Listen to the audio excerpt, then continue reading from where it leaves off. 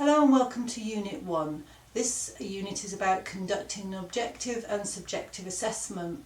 So as you're aware, this unit is broken down into 4 sections, and I just want to briefly discuss them and discuss how they're going to benefit you.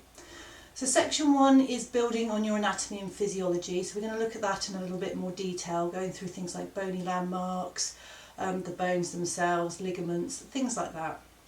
All very useful, but please remember it takes a while to get this sort of information into your head in a strong way, so don't worry that you can't remember it all. It takes time, and you will, when you practice, remember and forget stuff. When you're sort of treating a particular area regularly, it'll come back to you, and when you sort of don't treat that area for a while, that information kind of dissipates away a little bit. So be aware that the information will take a while to be absorbed fully.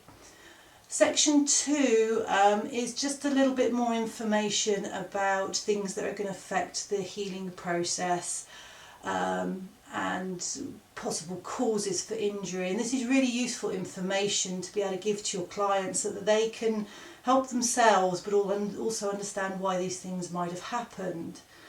Section 3 looks at injuries and dysfunctions in a little bit more detail. So we go through quite a few various injuries and dysfunctions, some very common, some I've never seen, but you will come across them, and you'll find that some will become quite common for you particularly.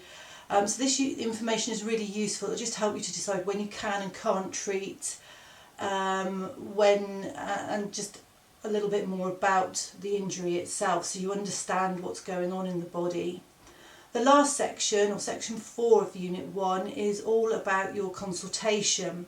So we take your level 3 consultation and then we expand on that, so you have more tools to help figure out what's going on and how to best treat your client. So we're adding in things like passive and resisted movement tests, which you've only ever done active.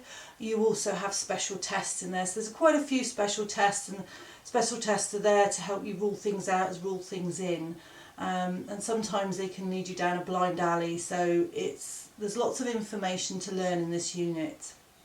So I hope you'll find it interesting, and remember, if you have any queries or questions, I'm on hand to help you with that, and obviously we'll have time in your workshops as well to discuss anything.